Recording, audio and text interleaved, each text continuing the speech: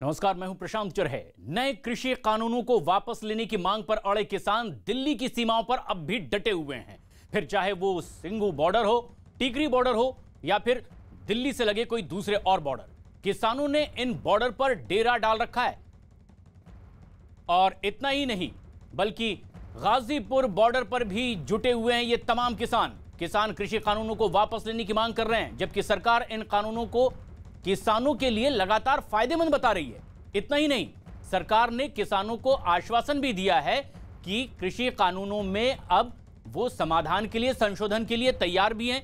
जहां कहीं भी अगर किसानों को दिक्कत महसूस हो तो वो उनकी राय पर संशोधन के लिए भी राजी हैं। लेकिन लगातार किसान इस बात की मांग पर अड़े हुए हैं कि सरकार इन तीनों कानूनों को वापस ले। इससे कम पर वो बिल्कुल भी तैयार नहीं है। और ऐसे में कल भारत बंद का भी ऐलान इन्होंने कर दिया है। लेकिन इससे पहले आज दिल्ली के मुख्यमंत्री अरविंद केजरीवाल ने सिंघू बॉर्डर पर जाकर किसानों से मुलाकात की है, जबकि दूसरी ओर लखनऊ में समाजवादी पार्टी के कार्यकर्ताओं ने किसानों के समर्थन में प्रदर्शन किया है। अखिलेश यादव भी धरने पर बैठे, जिसके बाद पुलिस ने समाजवादी पार्टी कार्यकर्ताओं को हिरासत में ले लिया है। और देश के अलग अलग इलाकों की ये तस्वीरें, किसानों के समर्थन में सड़कों पर उतरे कई राजनीतिक दलों से जुड़े लोग।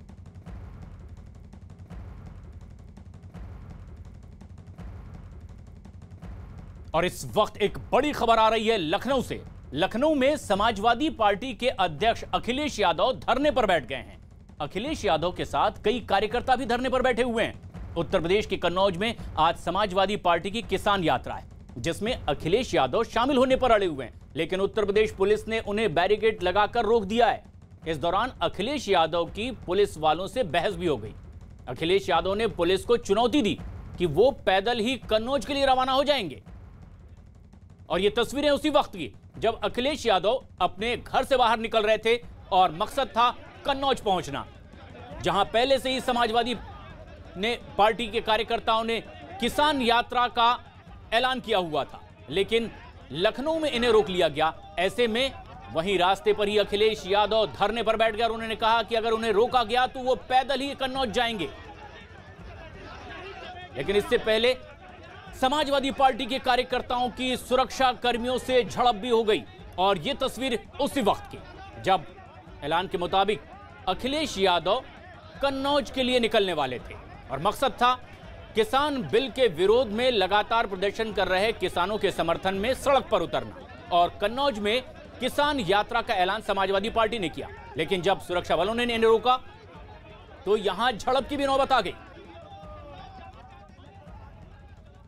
अगर वो जाने नहीं देंगे तो हमारी पार्टी के लोग जगह जगह गिरफ्तारी दी हैं। अगर ये जेल भेजना चाहे तो जेल भेज दें। आप भी गिरफ्तारी दे रहे हैं? नहीं, हम गिरफ्तारी नहीं दे रहे हैं। अगर इनको जेल भेजना तो जेल भेज दें।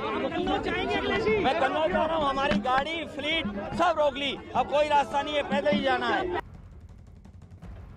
और दिल्ली के अलग अलग बॉर्डर पर भी बड़ी तादाद में किसान जमे हुए हैं। हमारे सहयोगी इस वक्त हमसे सीधे जुड़ रहे हैं, अमित सिंह, जो इसी तरह से सिंघू बॉर्डर पर लगातार मौजूद हैं। बड़ी तादाद में किसान भी गाजीपुर बॉर्डर पर, जावेद मंसूरी मौजूद हैं, चंदन जजवाड़े हमारे सहयोगी जो दिल्ली नोएडा बॉर्डर पर मौजूद हैं। किसान बड़ी तादाद में इन बॉर्डर पर हैं। मकसद इनका दिल्ली की तरफ बढ़ना, किसान बिल के विरोध में प्रदर्शन करना। जावेद मंसूरी हमारे सहयोगी जो गाजीपुर में मौजूद हैं। जावेद, यहां भी बड़ी तादाद में उत्तराखंड और उत्तर प्रदेश से आए हुए किसान जमे हुए हैं। ऐसे में जबकि छठे दौर की बातचीत होने वाली है, सरकार ने कहा है कि कोई प्रस्ताव है तो आप लेकर आए, वो संशोधन के लिए तैयार है।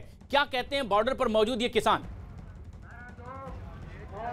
देखिए, लगातार 12वां दिन है किसानों का और किसान डटे हुए हैं। आप तस्वीरों में देखेंगे। हमारे साथ कुछ बातचीत करने के लिए बताइए, सरकार कह रही है कि प्रस्ताव बनाकर भेजिए, बातचीत के लिए तैयार है। दिक्कत कहाँ आ रही है? सर, दिक्कत ये आ रही है, सरकार की जो संजीदगी है वो इस बात से दिखती है कि जो एमएसपी का गान चल रहा है, जो कमेटी मतलब ऑर्गेनाइजेशन है जो एमएसपी डिसाइड करती है, commission for agriculture cost and prices, उसके जो उसके अंदर प्रोविजन है कि उसमें 5 मेंबर कमेटी होगी। उसमें एक चेयरमैन होगा, एक मेंबर सेक्रेटरी होगा, एक मेंबर ऑफिशियल होगा, 2 नॉन ऑफिशियल मेंबर होंगे जो कि फार्मर रिप्रेजेंटेटिव होने चाहिए। लेकिन पिछले 6 सालों से कोई फार्मर रिप्रेजेंटेटिव नहीं है। तो अब आप ये देख सकते हैं कि जिस एमएसपी हम कर रहे हैं, जब उसमें फार्मर का रिप्रेजेंटेशन ही नहीं है तो फार्मर की बात कहाँ से आएगी? फार्मर का रिप्रेजेंटेशन नहीं है तो कैसे होगी? आप बताइए, आप कहाँ से आए और क्या कोई रास्ता निकलता हुआ नजर आ रहा है? हम उत्तराखंड से, जिला उधमसिंह नगर सितारगंज से आए हुए हैं। रास्ता तो अब सरकार को निकालना है। ये जो तीनों काले कानून हैं ये किसानों के खिलाफ हैं। हमारे जथेबंदियां कह जावेद, चुकी ये हैं साफ सरकार को समझा जा इतनी सकता मीटिंग्स के है बाद कि किसान तीनों बिल वापस लेने से कम पर बिल्कुल राजी नहीं है, लेकिन सिंगू बॉर्डर पर भी बड़ी तादाद में किसान हैं। अमित हमारे सहयोगी इन्हीं किसानों के बीच। अमित, अगर आपकी बातचीत इन किसानों से हो रही है, क्या कहते हैं ये, कैसे निकलेगा रास्ता? क्योंकि अब बुधवार को भी अगले दौर की, छठे दौर की बातचीत होने वाली है। जी हाँ, बिल्कुल, बुधवार को छठे दौर की बातचीत होने वाली है। तो वहीं कल भारत बंद का ऐलान भी कर दिया है किसानों ने। और यहाँ इस वक्त मेरे साथ जो किसान मौजूद हैं ये राजस्थान से पहुँचे हुए हैं। यहाँ पर सीधे हम इनसे बातचीत कर लेते हैं। ये बताइए, कल भारत बंद, परसों छठे दौर की बातचीत है, क्या उम्मीदें हैं? देखो, लगता तो है भी सरकार उम्मीदों पर आएगी जो हमने उनको लिख के दिया है। अगर नहीं करेंगे तो हम जैसे डटे हुए हैं वैसे ही डटे रहेंगे। हम राजस्थान से आए हैं, गंगानगर जिला है, बहुत किसान आ चुके हैं। पूरा राजस्थान 2-4 दिन में पहुंच जाएगा। 2-4 दिनों में पहुंच जाएगा, इनका ये कहना है। ये बताइए, कई जो पॉलिटिकल पार्टीज हैं, जो विपक्षी पॉलिटिकल पार्टीज हैं, उन्होंने कल भारत बंद का आपका समर्थन किया। ऐसा नहीं लगता है कि कहीं वो पॉलिटिकल पार्टीज आपके आंदोलन को हाईजैक करना चाहती है? इसका लाभ लेने के लिए ये सब राजनीतिक स्टंट है। अगर इतनी हमदर्दी हो तो कोई आके करे, यहाँ आंदोलन में आए। कोई आया? कोई नहीं आया। सब अपनी राजनीतिक रोटियां सेकने के लिए ये सब, चलो भी काम चल रहा है, इसमें अपना भी काम निकल जाएगा।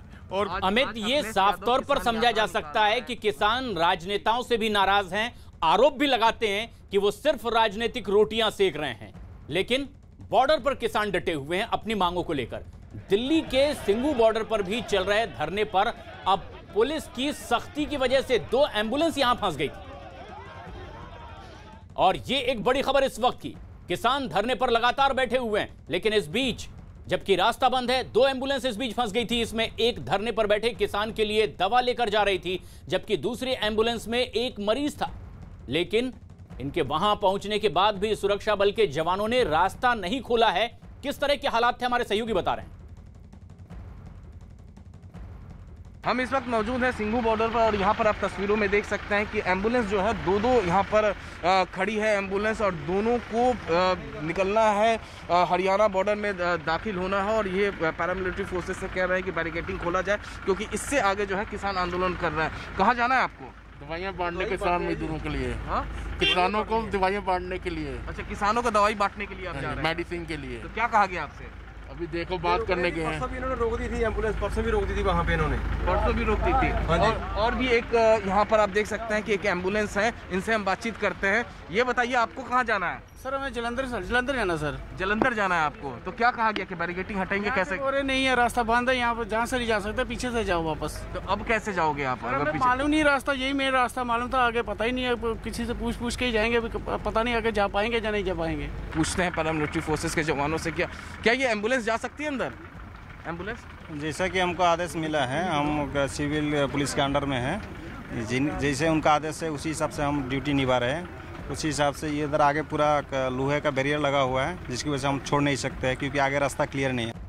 लेकिन कमोबेश दूसरे बॉर्डर के भी ऐसे ही हालात देखे जा रहे हैं। किसानों के आंदोलन की वजह से दिल्ली नोएडा को जोड़ने वाले डीएनडी फ्लाईवे पर भी एक एम्बुलेंस जाम में इसी तरह से फंस गई, और इसके बाद पुलिस ने इस एम्बुलेंस को जाम से बाहर निकाला और बताया कि एम्बुलेंस मथुरा से आई थी। इस एम्बुलेंस में एक मरीज भी था जिसे कलावती अस्पताल ले जाना था, लेकिन वो जाम में बुरी तरह से फंसे हुए थे। और इसके बाद पुलिस ने इस एम्बुलेंस को जाम से बाहर निकाला और आगे रास्ते पर बढ़ाया। हमारे सहयोगी दिल्ली नोएडा बॉर्डर पर चंदन जजवाड़े मौजूद हैं। चंदन, बड़ी तादाद में यहाँ भी किसान मौजूद हैं, किस तरह की उम्मीद से अब भी ये धरने पर बैठे हैं? बिल्कुल, देखिए, तादाद की बात करें तो किसान हालांकि यहाँ पर कम है, लेकिन ये सड़क पूरी तरह से बंद है। कुछ किसान हमारे साथ हैं, उनसे बात करेंगे और जानेंगे। ये बताइए, कल आप लोगों ने भारत बंद की अपील की है, परसों सरकार से फिर से बातचीत होगी, अब क्या उम्मीद कर रहे हैं? अभी उम्मीद ये है, हम आपको बताएं, ये हमारी बात को आसानी से नहीं मानेंगे। कल 8 तारीख को पूरा भारत बंद होगा, गांव गली मोहल्ला ब्लॉक तहसील तमाम बंद हो जाएगा। जब सारा कल दिल्ली बंद हो जाएगा, 9 तारीख को इनसे वार्ता होगी। हालांकि झुकने के लिए तैयार तो हो गए, पर लेकिन स्पष्ट नहीं करना चाह रहे बात को, क्योंकि अपने सिरे देना चाहते हैं कि हम झुके नहीं हैं। लेकिन हम जब तक ये सरकार नहीं झुकेगी, भारतीय किसान यूनियन भानु वापस नहीं जाएगी और हम किसी की बात मानने वाले नहीं। ये बताइए, अच्छा, आप लोगों का प्रोटेस्ट चल रहा है, आप लोगों की डिमांड है, लेकिन कुछ आम लोगों को भी परेशानी हो रही है, जैसे सड़क बंद है, तो आप लोगों को लगता है कि कुछ रियायत बंद नहीं करेंगे? देखिए, सड़क को हमने कभी बंद नहीं किया है। हम तो कहते हैं हमें आप दिल्ली जाने दीजिए, हम वहाँ आराम से बैठेंगे, ये तो सरकार ने बंद किया, सरकार ने पब्लिक को परेशान किया, हम तो नहीं चाहते पर पब्लिक परेशान हो। तो प्रशांत, ये मसला है कि पुलिस ने खुद ही, चूंकि पब्लिक दिल्ली में एंटर ना कर जाए तो सड़कें बंद कर रखी हैं, लेकिन किसान प्रोटेस्ट पर हैं, वो अपनी मांग पर डटे हुए हैं। और ये लगातार प्रोटेस्ट दिल्ली के और दूसरे बॉर्डर पर भी किसानों का लगातार देखा जा सकता है। लेकिन साथ ही साथ राजनीतिक दल भी अब इन किसानों के समर्थन में आ गए। दिल्ली के मुख्यमंत्री अरविंद केजरीवाल कृषि कानूनों का विरोध कर रहे किसान आंदोलन का समर्थन करने के लिए पहुंच गए। सिंघू बॉर्डर पहुंचकर केजरीवाल ने किसानों से मुलाकात की और उन्हें हर संभव सुविधाएं देने का भी भरोसा दिया है। साथ ही केंद्र सरकार पर दिल्ली के स्टेडियम में जेल बनाने के लिए दबाव बनाने का भी आरोप लगाया। केजरीवाल ने देश भर के लोगों से किसानों के आंदोलन को समर्थन देने की अपील भी की है। उनका पूरा प्लान था कि किसानों को दिल्ली आने देंगे और फिर उनको वहां से पकड़ के उनको स्टेडियम में डाल देंगे और स्टेडियम में पड़े रहेंगे, लेकिन हम लोगों ने उनकी बात नहीं सुनी, उनको परमिशन नहीं दी और मैं समझता हूं इससे आंदोलन को मदद मिली। उसके बाद से लगातार हमारी पूरी सरकार पार्टी की ओर से बात रखने के लिए मैं उपस्थित हुआ हूं। थोड़ा विस्तार से बोलूंगा, फिर आपके सवाल भी लूंगा। किसानों से संबंधित सुधारों को लेकर जो कानून बने हैं, उसको लेकर कुछ किसान संगठनों ने जो शंका उठाई है, उसके लिए चर्चा हो रही है। वो अपनी चर्चा की अलग प्रक्रिया है जो सरकार कर रही है। लेकिन अचानक तमाम विपक्षी दल या गैर भाजपाई दल कूद गए और आज हम विपक्षी दलों, विशेष रूप से कांग्रेस, एनसीपी, उनके सहयोगी दलों के शर्मनाक दोहरे चरित्र को देश के सामने बताने के लिए आए। This press conference is designed to expose the shameless double standards of the non-BJP opposition parties as far as reform in the farming sector is concerned. आज जो नरेंद्र मोदी की सरकार ने किया, यूपीए की 10 साल की सरकार में यही कर रहे थे, अपने राज्यों में कर रहे थे, बढ़ चढ़कर कर रहे थे। अभी मैं डॉक्यूमेंट दिखाऊंगा देश के सामने। लेकिन आज जब इनका राजनीतिक वजूद खत्म हो रहा है, ये बार बार चुनाव में हारते हैं, लोकसभा के चुनाव में, विधानसभा के चुनाव में, नगर निगम के चुनाव में, तो अपना वजूद, अस्तित्व बचाने के लिए किसी भी विरोधी आंदोलन में शामिल हो जाते हैं। मैं स्वीकार करूंगा कि किसान आंदोलन के नेता ने साफ साफ कहा है कि पॉलिटिकल लीडर्स हमारे मंच पे नहीं आए। उनकी इस भावनाओं का हम सम्मान करते हैं, लेकिन ये सभी कूद रहे हैं क्योंकि हमको भाजपा के विरोध करने, नरेंद्र मोदी जी का विरोध करने का एक और मौका मिल रहा है। भले ही जनता में कोई उनका वजूद नहीं है और कोई सुनवाई नहीं होती है। और ये सिर्फ किसान आंदोलन की बात नहीं है। अगर आप देखेंगे तो चाहे वो सीए का विषय हो या बाकी विषय हो या कभी शाहीन बाग का विषय हो या कोई और सुधार का विषय हो, कोई भी विषय हो तो ये खड़े हो जाते हैं। विरोध के लिए विरोध, opposing the Narendra Modi government for the sake of opposition, forgetting their own work and past in the past. तो आज हम आपके सामने कुछ सिलसिलेवार विषय को रखना चाहते हैं। देखिए, कांग्रेस पार्टी का 2019 के चुनाव का मैनिफेस्टो था। पूर्व में एक बार हल्की चर्चा हुई है। ये देखिए, इन्होंने साफ कहा है अपने पेज नंबर 17 अपने चुनाव घोषणा पर का point number 11, page number 17 point number 11 क्या कहा? Congress will repeal the Agriculture Produce Market Committee Act and make trade in agriculture produce, including exports and interstate trade, free from all restriction. Congress party agriculture produce market act जो मंडी चलाते हैं उसको समाप्त करेगी और किसानों को अपने फसलों के आयात, निर्यात और व्यापार पर सारे बंधनों से मुक्त करेगी। अच्छा, कांग्रेस पार्टी की कभी कभी कलाबाजी समझनी चाहिए। मैंने अंग्रेजी पढ़ा, उसमें लिखा है कि हम रिपील करेंगे, जो हिंदी है उसमें लिखा हुआ है हम संशोधन करेंगे। ये देखिए, आज मैं चाहता हूं कि कांग्रेस पार्टी का दोहरा चेहरा देश के, ये उनके देखिए ओरिजिनल मैनिफेस्टो है उनके कांग्रेस पार्टी की, और इसमें मैंने अंग्रेजी पढ़ा, फिर पढ़ता हूं, मैंने पढ़ दिया, देखिए मैं अंग्रेजी पढ़ रहा हूं। Point number 11, page heading 7, agriculture, farms and farm labor. Congress will repeal the Agriculture Produce Market Committee Act and make trade in agricultural state free from all restrictions. ये अंग्रेजी है। हिंदी में देखिए, कांग्रेस कृषि उपज मंडी समितियों के अधिनियम में संशोधन करेगी। अब कांग्रेस पार्टी के लोग जो ड्राफ्ट करते हैं, रिपील और अमेंडमेंट में अंतर नहीं समझते हैं, तो लगता है उनको कुछ आउटसोर्स करना चाहिए ड्राफ्टिंग को। ये मैं जरूर कहना चाहूंगा।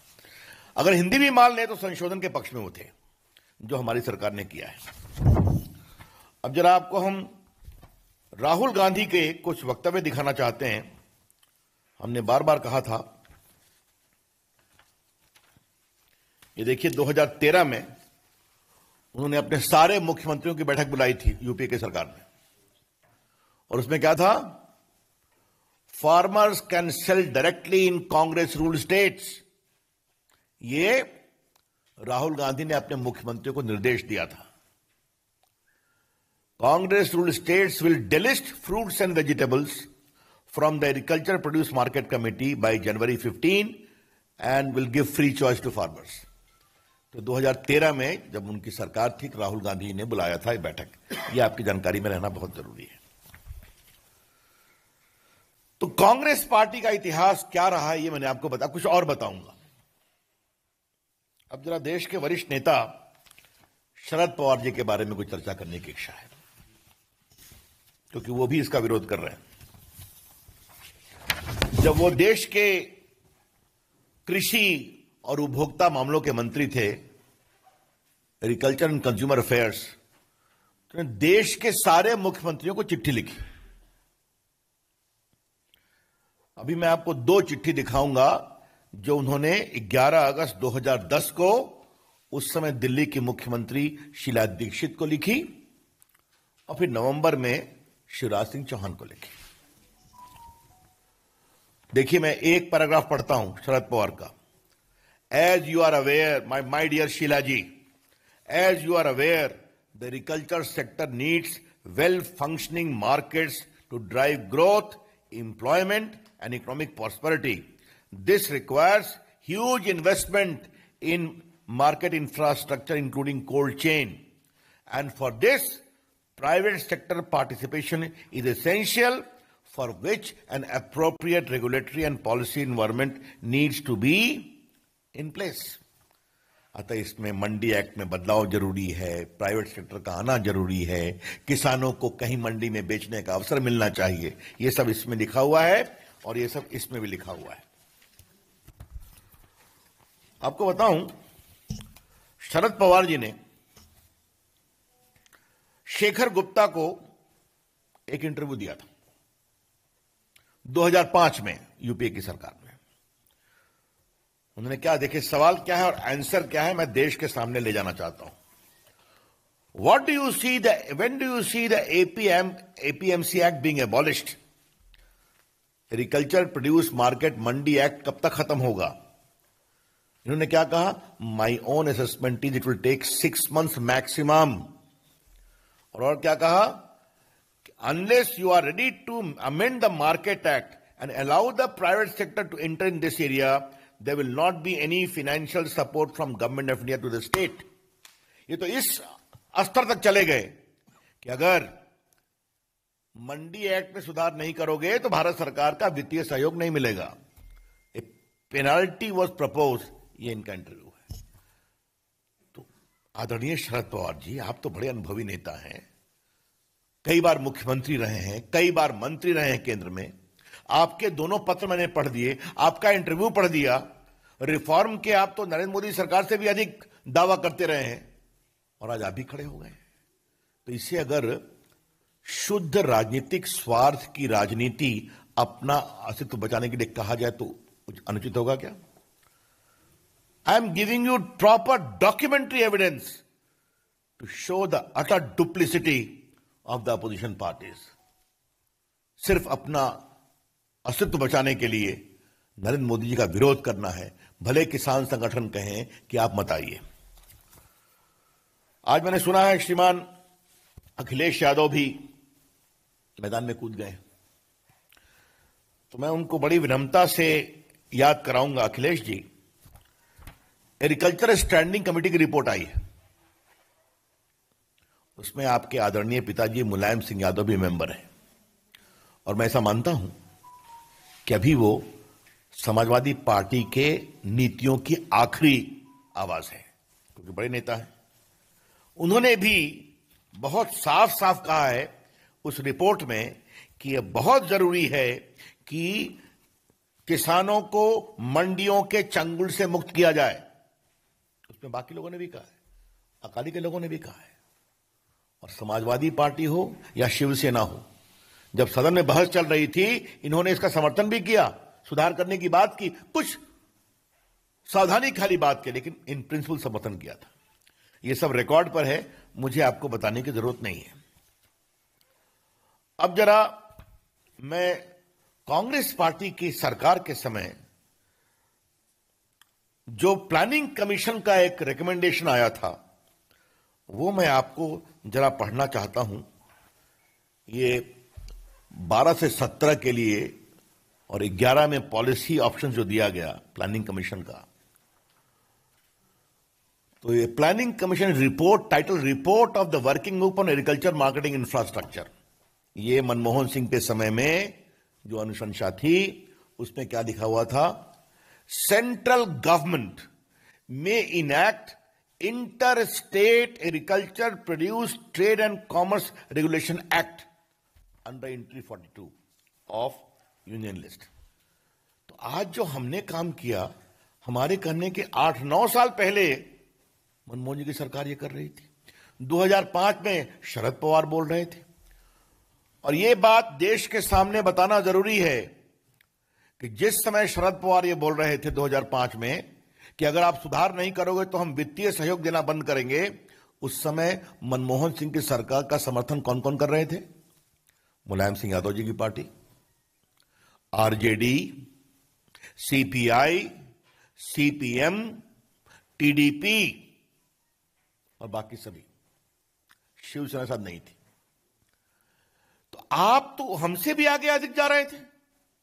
तो फिर मैं कहूंगा कि ये जो आपका दोहरा चरित्र है शर्मनाक, कि अपने राजनीतिक अस्तित्व को बचाने के लिए भले ही किसान के नेता आपको नहीं बुलाते हो, लेकिन आप किसी भी सीमा में जाने को तैयार हैं. ये देश के सामने आना जरूरी है. अब जब हम कॉन्ट्रैक्ट फार्मिंग के बारे में एक विषय आपको बताना चाहते हैं, और वो ये है कि इसका भी रिकमेंडेशन 2007 से 12 में मनमोहन सिंह की सरकार के समय हुआ था. और आपकी जानकारी के लिए मैं बता दूं कि कहां कहां मॉडल कॉन्ट्रैक्ट एक्ट लागू हुआ कॉन्ट्रैक्ट फार्मिंग का. आंध्र प्रदेश, असम, छत्तीसगढ़, गोवा, गुजरात, हरियाणा उस समय कांग्रेसी स्टेट था, असम उस समय कांग्रेसी स्टेट था, हिमाचल प्रदेश, झारखंड, कर्नाटका 2003 में कांग्रेस स्टेट था, महाराष्ट्र 2006 एनसीपी और इंडियन नेशनल कांग्रेस की सरकार थी, मध्य प्रदेश 2003 दिग्विजय सिंह की सरकार थी, मिजोरम, नागालैंड, उड़ीसा 2006 बीजेडी, राजस्थान, सिक्किम, तेलंगाना. तो इन सबों ने किसानों के लिए अधिक अवसर जुटाने के लिए, उनकी इनकम को बढ़ाने के लिए ये कॉन्ट्रैक्ट एक्ट का निर्णय किया। तो मित्रों, हाँ, एक सज्जन और हैं जिनके बारे में मुझे कहना है। मैं सामान्यतः टिप्पणी नहीं करता हूं, लेकिन हमारे प्रधानमंत्री पर वो इतनी टिप्पणी कर रहे हैं तो मुझे उनके बारे में टिप्पणी करनी पड़ेगी। श्रीमान योगेंद्र यादव के बारे में, हाँ, वो भी खड़े हैं। उनकी पार्टी का क्या वजूद है मैं उस पर चर्चा नहीं करूंगा, लेकिन देखिए 3 साल हमारी सरकार के पूरे हुए तो उनका स्वराज अभियान का ट्वीट देखिए। मोदी सरकार washes its hands off APMC act, cites as a state subject. तो उस समय अगर कहा गया कि एग्रीकल्चर मंडी एक्ट जो है वो राज्यों का विषय है, उनको सुधार करना है, करना चाहिए, तो ये कह रहे हैं आप क्यों नहीं करते हैं। तो जिस समय हम कर रहे हैं व्यापक चर्चा करके, तो आप उसका विरोध कर रहे हैं, तो ये आपके सामने आना चाहिए। आ रहा हूं। अब जब पता नहीं योगेंद्र जी के बाद केजरीवाल जी का नाम लेना ठीक है कि नहीं, लेकिन मुझे लगता है कि मैं ले लूं और ये विषय मैं आपके सामने रख दूं कि जो नया कानून बना है इसको 23 नवंबर 2020 को क्षमा करें, अरविंद केजरीवाल जी की सरकार ने दिल्ली में नोटिफाई करके गजट करके इंप्लीमेंट कर दिया है। देखिए, मैं गजट लेकर बैठा हुआ हूं, तो इधर आप विरोध कर रहे हैं, उधर आप गजट निकाल रहे हैं, ये तो उनका काम है।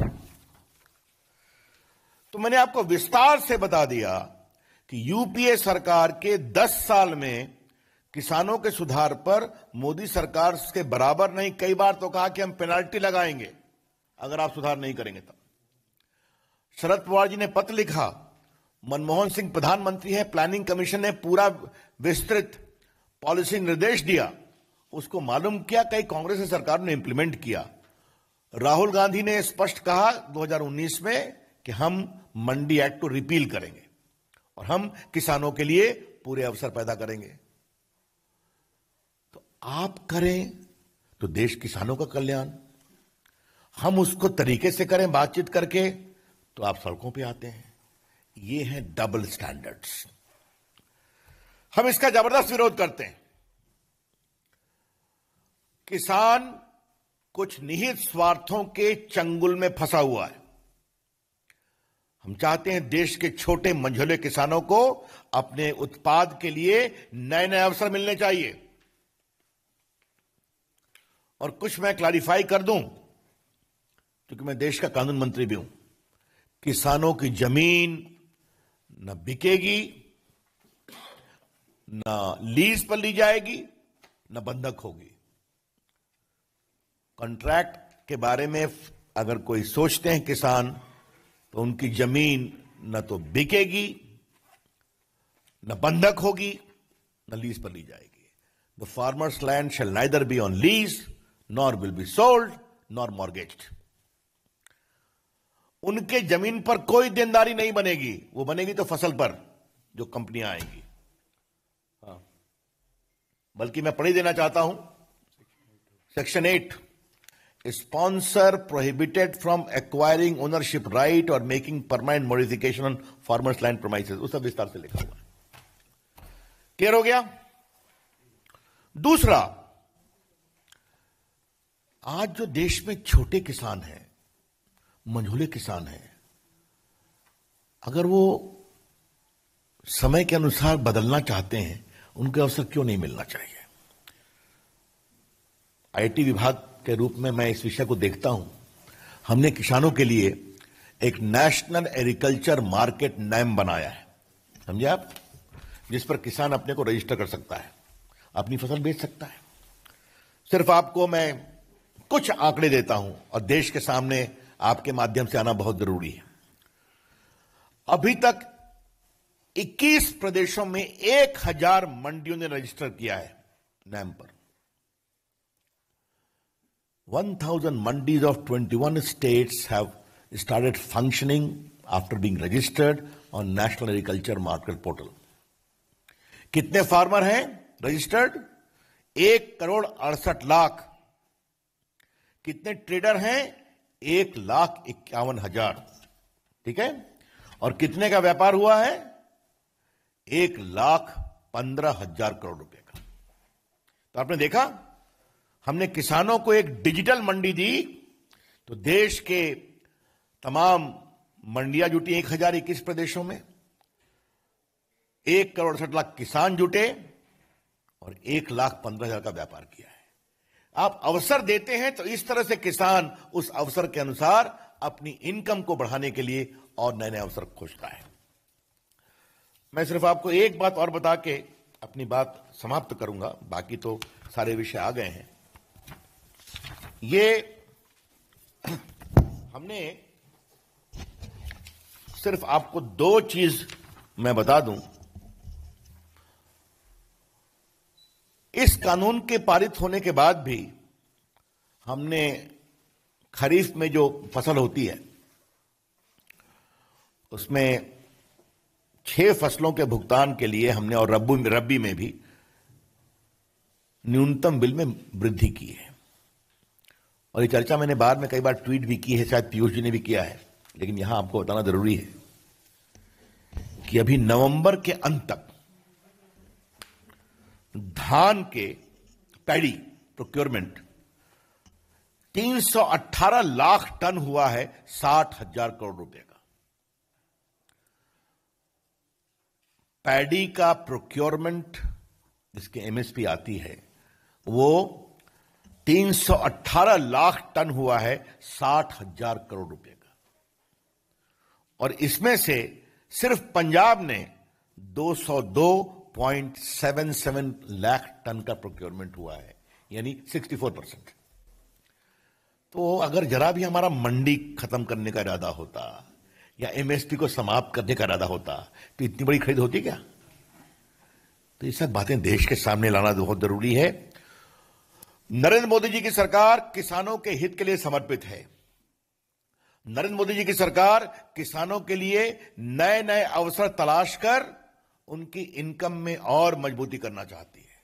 नरेंद्र मोदी जी की सरकार देश के किसान और किसानी को अनावश्यक नियंत्रण से मुक्त करना चाहती है, जिसके कारण उनके विकास में परेशानी हुई है। हां, एक अंतिम बात मुझे लगा कि मैं आपके सामने रख ही दूं। बहुत चर्चा हो रही है तो एक विषय पंजाब के नेता, बाकी लोग भी विरोध कर रहे हैं। ये देखिए, 8 मार्च 2019 को पंजाब के मुख्यमंत्री ने पेप्सी का एक बड़ा प्लांट इनॉग्रेट किया, आलू वगैरह सबके लिए, और 5,000 लोगों को नौकरी मिलेगी। तो अवसर के लिए आप आता है तो आप काम कर रहे हैं, हम बड़े बड़े अवसर की बात करते हैं तो आप विरोध कर रहे हैं। तो मित्रों, ये जितनी विपक्षी पार्टियां हैं ये किसानों को भ्रमित कर रही हैं। इनका पूरा चेहरा शर्मनाक दोहरे चरित्र का है। Their entire approach is of shameful double standards. They are seeking to confuse based upon wrong facts. और दूसरी बात, जो काम आपने करने की कोशिश की, जो आपने पूरा नहीं किया, जिसको आप सही मानते थे, आज व्यापक चर्चा के बाद हम उसको आगे बढ़ा रहे हैं तो आप विरोध कर रहे हैं, सिर्फ अपना राजनीतिक अस्तित्व बचाने के लिए। हम उनके इन पूरी धारणा का पूरा विरोध करते हैं, उसकी भर्त्सना करते हैं, और देश का किसान सच्चाई को समझता है। धन्यवाद। I am open two questions now. हाँ, क्षमा करिए, थोड़ा मैंने विस्तार से बोला क्योंकि देश के सामने ये सारे सच जाने जरूरी थे।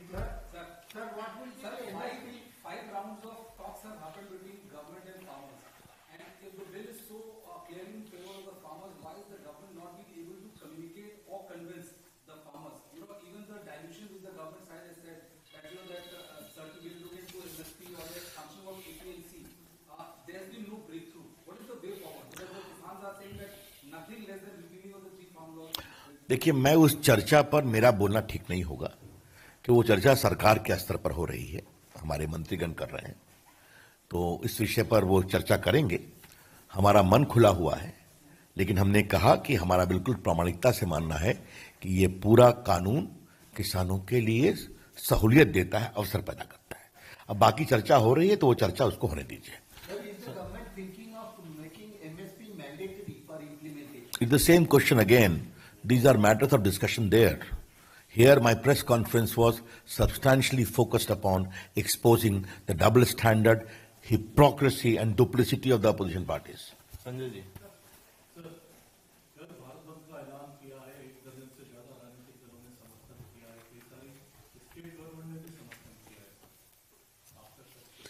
बार बार हारे हुए लोगों को अगर अपना राजनीतिक वजूद बचाने के लिए स्वार्थपरस एक दिन के लिए सड़क पर आना पड़े तो उनका अधिकार है, लेकिन जनता सच्चाई को समझती है।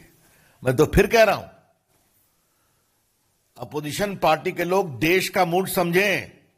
क्या लोकसभा, क्या विधानसभा, क्या नगर निगम, बिहार में भी तो सब लोग लगे हुए थे ना उसी काम के लिए, जो मेरा प्रदेश। कश्मीर में वोटिंग जनता ने वहां भी कितना खुल करके वोट दिया, आपने दिखाया है। तो इसके बावजूद अगर वो देश का मूड और मिजाज नहीं समझते हैं तो ये उनके ऊपर है।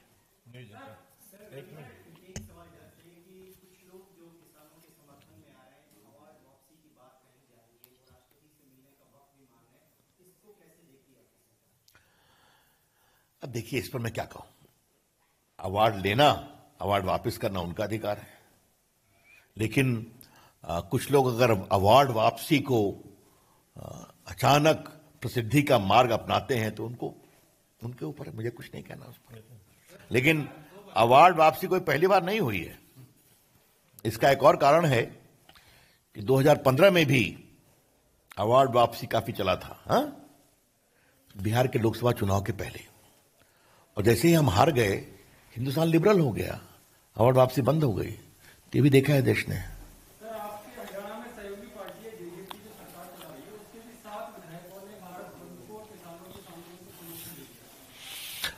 वो हमारी बहुत ही अच्छी सहयोगी पार्टी है और उनके नेता हमारे सरकार में मंत्री हैं, हमारी उनसे बातचीत होती है।